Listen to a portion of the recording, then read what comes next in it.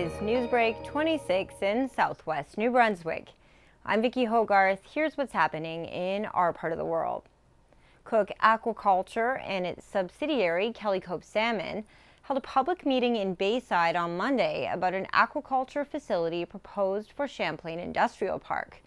The $70 million project would allow Kelly Cove to grow larger salmon smolt to almost triple their current transfer size before moving them to marine farms, which would increase their chances of survival.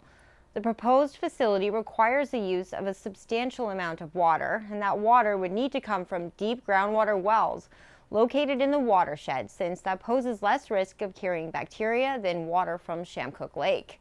Kelly Cove is working with Sorensen Engineering in St. Andrews to determine if there is adequate groundwater for the facility and if the proposed plant is sustainable long-term in light of other environmental issues like climate change. Many members of the public at the meeting expressed concern over the potential impact this project could have on the local watershed if impact studies aren't thorough. Kelly Cove hopes to break ground on the project this fall, creating over 250 construction jobs in the short term and approximately a dozen jobs once the facility is operational. Representatives from Kelly Cove Salmon and Sorensen Engineering will be sitting down with me next week in studio to answer questions submitted by the public. Email news@chco.tv if you'd like to submit a question.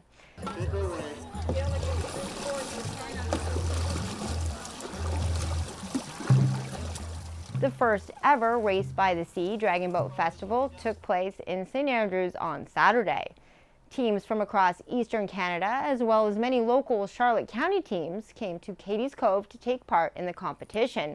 T-Bateau, a team composed of breast cancer survivors and their supporters from the Moncton area, took home the first place trophy.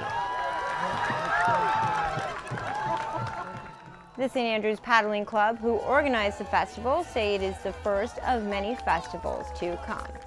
We had 22 dragons here from Montreal, and when they arrived and saw the venue, they were in awe. I mean, there's no words really to express how beautiful Katy's Cove is. We are so blessed to be able to paddle here. Lee Wells and Andrew Foss of Drewhaven Town and Country organized an estate sale fundraiser in St. Stephen this past weekend.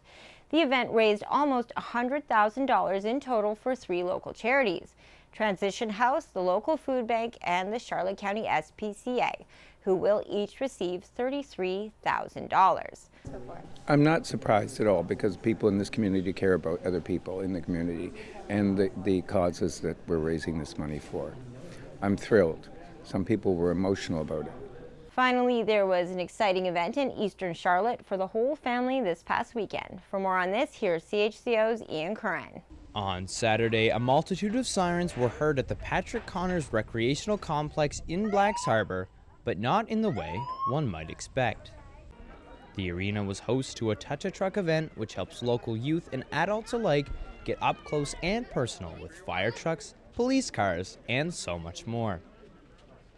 Organizer Lisa Williams says that events like these are important not only for community engagement, but also to familiarize youth with these types of vehicles. Well, it's wonderful to see all the children here today, and it's nice for kids to see these vehicles, because we have fire trucks, we have, different vehicles that they might see just when they're reacting to a fire or a crime or those kind of things. So it's always nice for them to get close to it. The Touch-a-Truck event here at the Patrick Connors Arena in Blacks Harbour has ultimately been a success and a great way to come together as a community. Ian Curran, CHCO, Newsbreak 26, Blacks Harbour.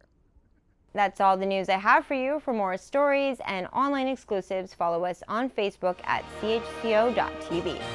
A news and public affairs production of CHCO-TV, New Brunswick's only source for independent community television.